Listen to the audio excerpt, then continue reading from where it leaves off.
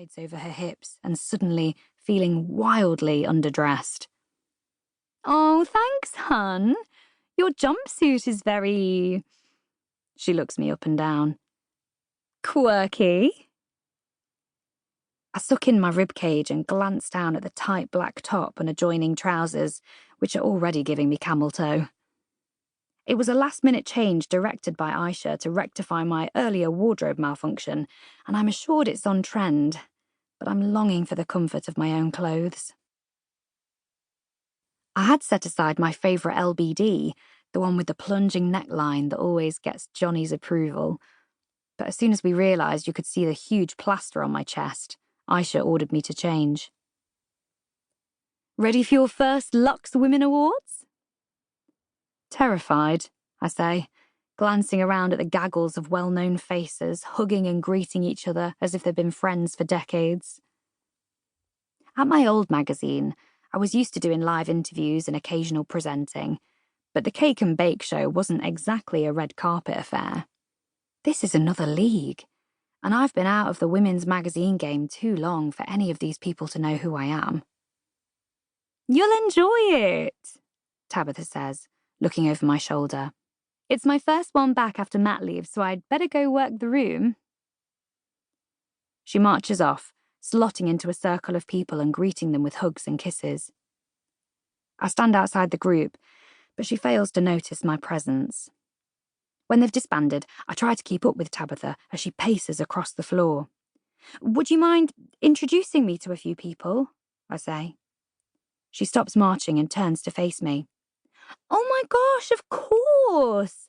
I thought you knew everyone." Hardly. The whole idea of me coming along to the awards tonight was to shadow Leah before she goes on maternity leave and I take over as acting editor for real. Since Tabitha has been at Lux for 3 years, I figured she'd show me the ropes. I spot someone I recognise. "Isn't that..." "Yep," Tabitha says, grabbing my wrist and pulling me towards the woman so that I almost stumble on a bunched-up bit of carpet. "Come on!" "Darling!"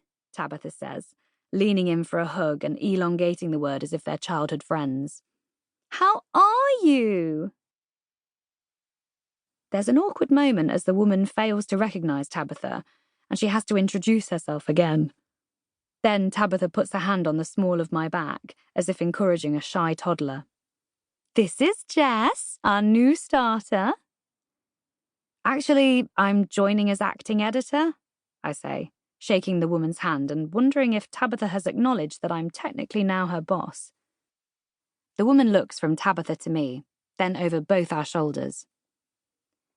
"There's someone I should go speak to. Nice to meet you both." Tabitha calls after her. "Wait, I wanted to ask you..." She chases after her, and I'm on my own again.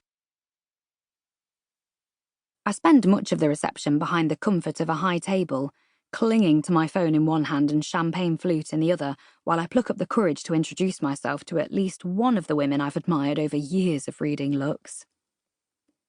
Having spent my entire career at Harcourt House Publishing, I'm familiar enough with my new colleagues, but it's been years since I've written for women's magazines, years since I've encountered the megastars you meet at these events.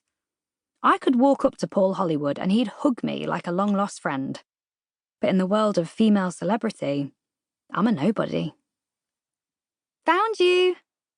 Relief floods through me as Aisha appears, looking flustered as she juggles a smartphone, portable flash, and a terrifying robot arm contraption with a video camera balanced on the end of it.